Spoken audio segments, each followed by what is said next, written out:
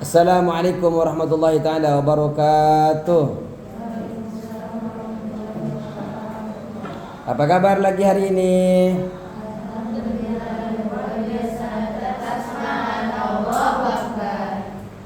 Enggak ada peraganya ya. Tetap sama yang begini-begini tuh enggak ada. Enggak ada. Bismillahirrahmanirrahim. Qala musannif rahimahullahu taala wa nafa'ana bi ulumihi fid dharain amin. Bismillahirrahmanirrahim. Wa in kana sahibul fardi, wa in kana, dan jika ada sahibul fardi, siapa pemilik bagian pasti. Wa in kana sahibul fardi, dan jika ada sahibul fardi,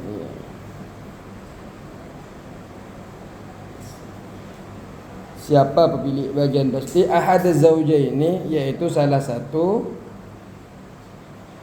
suami istri faqat saja.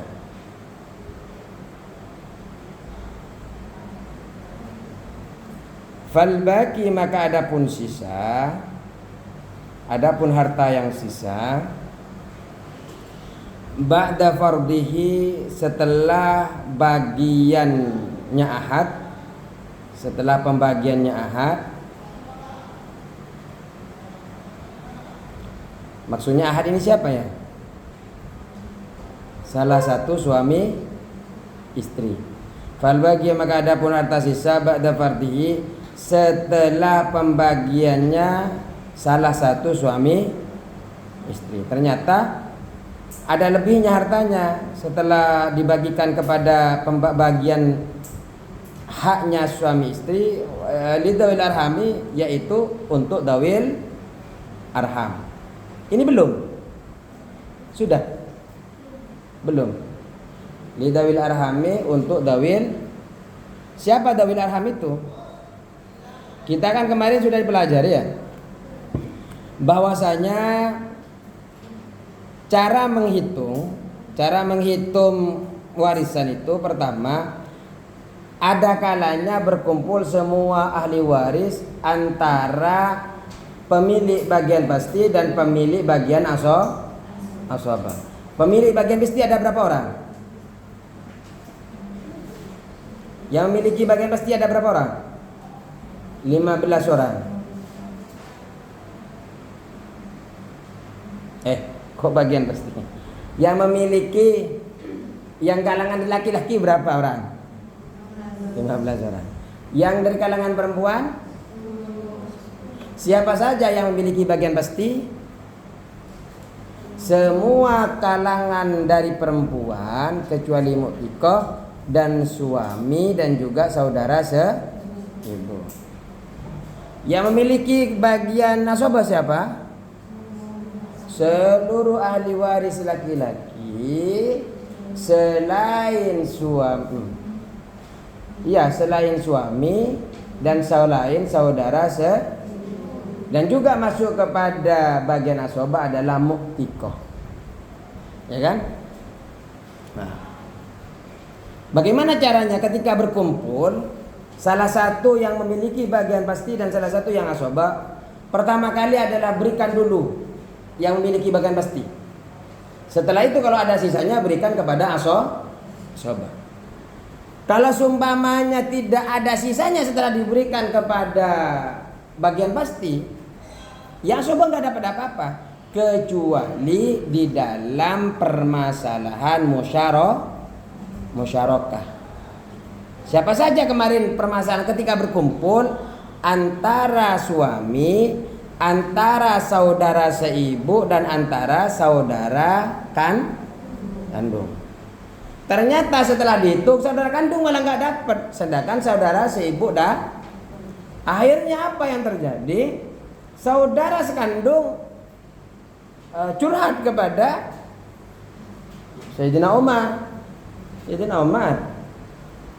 Taruhlah ayah saya itu nggak ada nilainya, taruhlah ayah saya itu tidak terhitung. Tapi kan saya juga anaknya ibu, anaknya mami. Kok dia dapat saya enggak? Padahal kalau dihitung-hitung saudara sekandung lebih berhak daripada saudara seibu. Kalau misal ini dihitung seandainya Karena saudara sekandung jelas udah melalui proses bapak dan ibu yang sama dengan si mayit. Ternyata malah hanya yang dapat saudara bapaknya tidak sama, ibunya saja yang sama. Seharusnya yang paling berhak kan saudara sekandung. Ternyata enggak demikian. Di dalam mustarokah ternyata karena memang posisinya saudara kandung ini kan asoba. Dari mana tahu Pak Ustaz kalau itu asoba? Kita kan sudah sepakat tadi, orang yang memiliki bagian asoba adalah semua kalangan laki-laki dapat asoba, kecuali suami dan saudara Kalau saudara ibu enggak dapat asoba. Kenapa? Karena sudah masuk kepada bagian pasti. Terus kenapa kok bisa dapat 0 itu? Karena ternyata harta itu sudah selesai dihitung dari atas, sudah diberikan kepada siapa tadi? Kepada ibunya, kepada saudara-saudara. Kan caranya kan gini tadi tuh. Berikan dulu kepada bagian pasti, baru kalau ada lebihnya diberikan kepada posisinya saudara kandung ini ternyata kan asoba.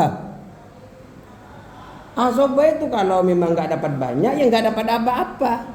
Posisinya asoba ternyata nggak dapat apa-apa. Ngeluh Sayyidina Umar, diputuskan bahwa bagiannya saudara seibu itu dibagi rata dengan saudara sekandung, bagi rata. Nah, kalau seumpamanya ahli waris cuma ada asoba saja, maka semua warisan itu diberikan kepada orang yang asoba.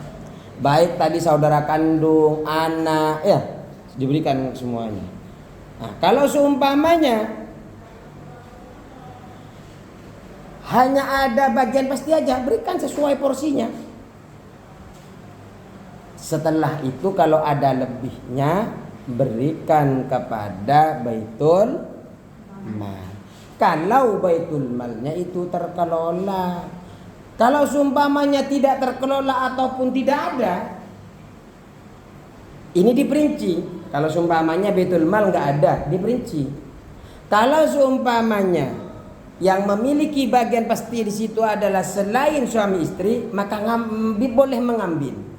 Artinya istri sama suami nggak boleh ngambil apa-apa, hanya ngambil bagiannya saja. Ketika ada lebihnya diberikan kepada sohibul fardi yang lain, dibalikkan kepada yang lain.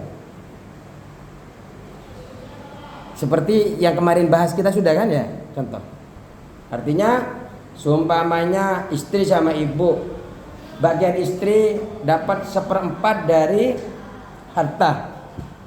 hartanya si mayit.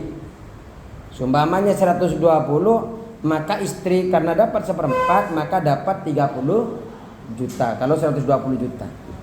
Ibu mendapat 1/3 dari hartanya. Nah, dapat 1/3, maka kemudian diberikan kepada ibu itu 40 juta. Berarti ada kelebihan harta 50 juta. 50 juta ini tidak diberikan kepada siapa? Istri, malah diberikan kepada ibu. Kasihan ya, sudah berjuang bersama suami istri, ternyata setelah meninggal hartanya malah diberikan kepada orang lain. Sedih sekali. Apakah tidak adil? Adil, ada maksud dan tujuan itu. Tapi kayaknya sekarang nggak pakai beginian dah. Jadi kalau ada yang meninggal sudah diambil istrinya semua, atau enggak suaminya semua, ya, atau anaknya semua. Kayaknya paman nggak dapat, ya, bibi nggak dapat. Artinya sudah kita lihat warisan-warisan. Seumpamanya ada tetangga kita ya, atau buyut-buyut kita yang nerima warisan itu kan rata-rata anaknya, sedangkan pamannya nggak dapat, sepupunya nggak dapat ya. Jadi harta yang dapat itu dikuasai oleh anak-anaknya semua, si A, B, D ya. Padahal kalau menggugat mereka secara Islam dapat. Ya. Ntar Pak Ustaz, saya mikir dulu, jangan-jangan ada paman-paman saya yang meninggal, saya dapat bagian Pak Ustaz.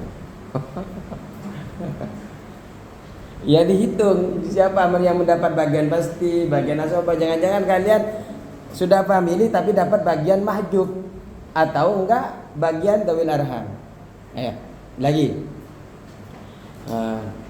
Seumpam, dan kalau sumpahnya banyak, kalau tadi kan langsung diberikan kalau cuma satu. Kalau cuma satu, kayak tadi kan hanya istri dan ibu.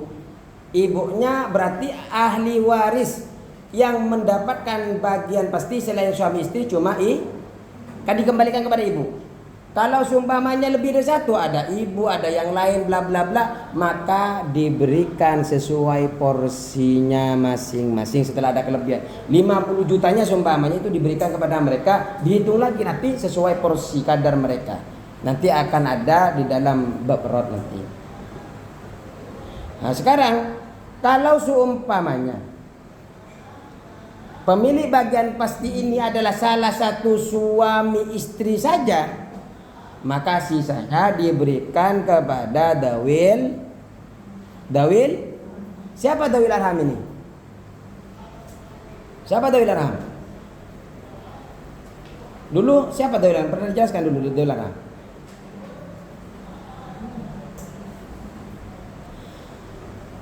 Ayo minta penjelasan kitabnya.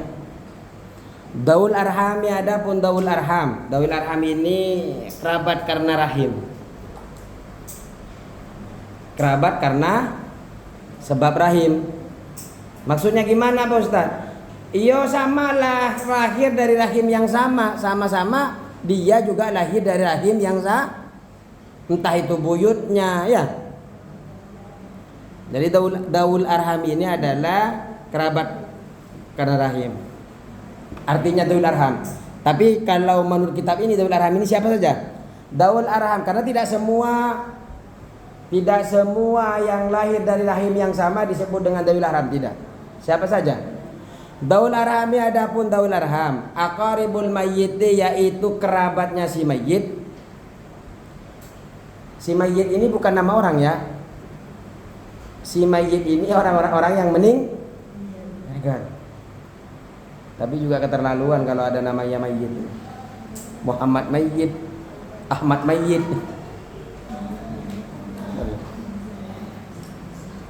Min jihatil auladi dari jalur anak-anaknya.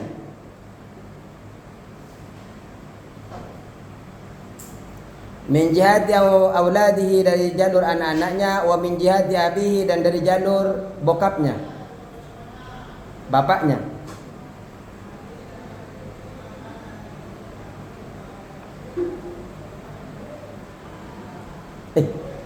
Kalian kok nyatet di buku, bukan nyatet di kitabnya? Saya mana di kitabnya? Ya udah lanjutkan. Ntar kalian catat bukunya hilang, bingung mau makna kitabnya, nanti dibutuhkan pas kampus. Takut masuk ke IAIN,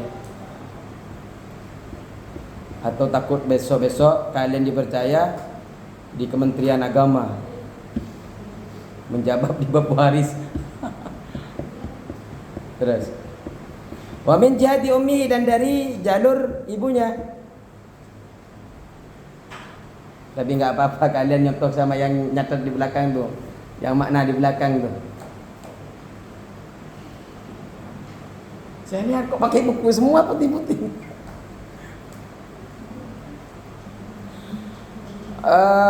Saya ulang lagi dari depan. Daul arhami, adapun dawil arham aqaribul mayyiti, yaitu kerabat si mayyit, min jihadi auladihi dari jalur anak-anaknya, wa min jihadi abihi dan dari jalur bapak-bapaknya. Bapak cuma satu kan?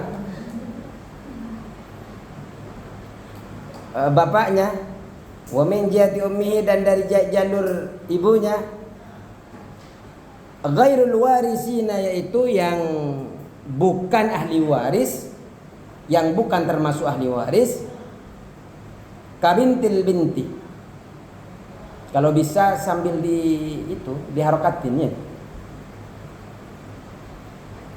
Kabintil binti seperti siapa? Siapa bintil binti? Binti ini kan anak perempuan. Binti lagi anak perempuan. Anaknya perempuan dari anak berarti siapa? Cucu perempuan. Ternyata kalau kalian menjadi cucu perempuan, ya kalian mesti cucu perempuan sih. Nggak akan mungkin kemudian tidak jadi cucu laki-laki. Kalian nggak dapat warisan, harus sabar. Ya, kecuali mereka semua meninggal, tapi jangan doakan. Akan kembali hartanya. Ya Allah Ustaz, saya nggak dapat ahli waris Ustaz, saya cucu dari perempuan. Ya Allah semoga jangan, nggak boleh. Ilmunya nggak manfaat nanti. Nah, terus wal khali dan paman dari ibu, khol paman dari ibu. Kan ada kholun, ada ammun, ya. Ada paman dari pihak ibu disebut dengan kholun, paman dari bapak disebut ammun. Kalau yang dapat warisan kholun apa ammun?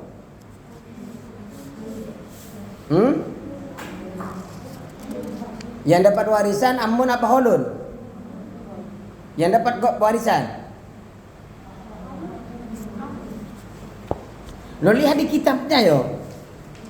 Itu yang berarti kan kholun itu paman dari pihak ibu, kalau ammun paman dari pihak, ya tinggal lihat di kitabnya bab waris. Berarti kan kalau paman berarti ada di bab waris kalangan laki-laki ada 15. Pertama siapa? San. Terus setelah itu sansen. Kalau san kan anak, kalau sansen iya, bahasa Inggrisnya sansen. Kalau ini kan Ibnu Libni, kalau bahasa Inggris sansen. Apa bahasa Inggrisnya cucu? Belum belajar Pak Ustaz, belum nyampe ngapalin vocabnya. Terus siapa lagi? Abun siapa? Father, mother. Hah? Fafifu. Terus jadun, kakek dari pihak bapak. Terus saudara sekandung, saudara seibu, saudara sebapak, ada juga anaknya saudara kandung, anaknya dari saudara kandung, sepupu ya. Terus sepupu sebapak, anaknya dari saudara laki-laki sebapak, ya, sepupu sebapak. Terus,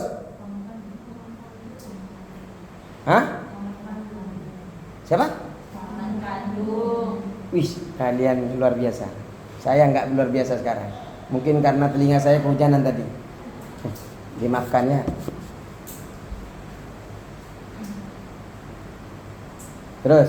Seterusnya paman sebapak. Terus anaknya paman kandung. Berarti sepupu ya. Terus anaknya paman sebapak. Oh berarti paman sibu nggak ada kan? Kholun nggak ada. Kholun tidak. Kholun itu adalah paman. Kalau kholatun bibi dari pihak ibu.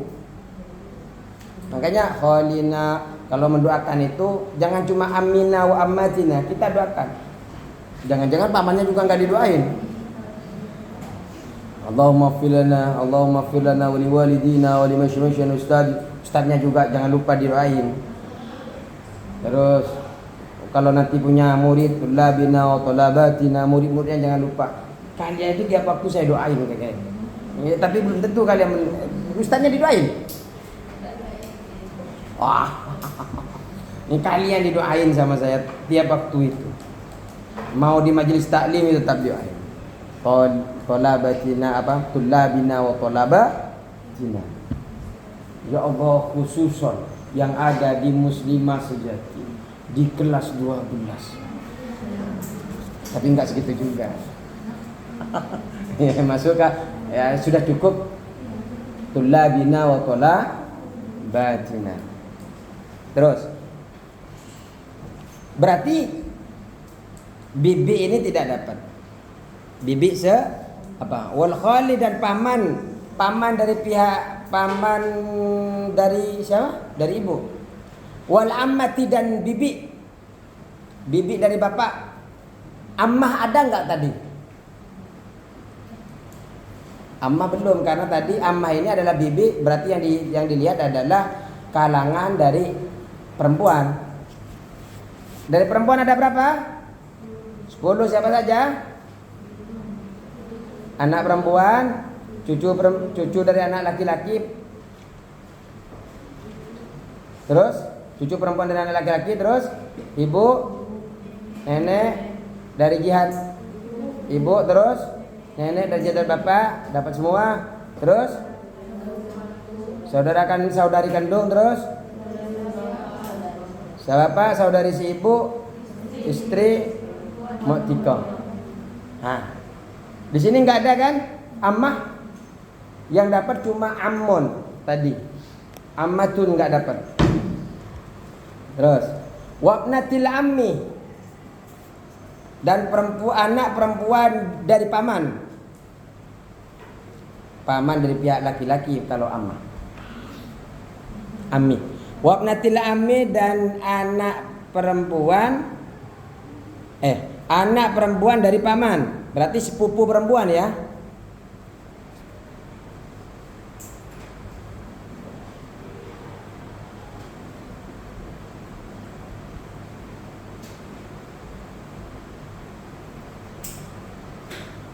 Seumpamanya ya, ada suami, terus ada kholatun.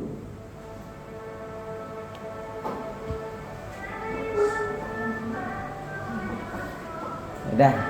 Assalamualaikum warahmatullahi wabarakatuh.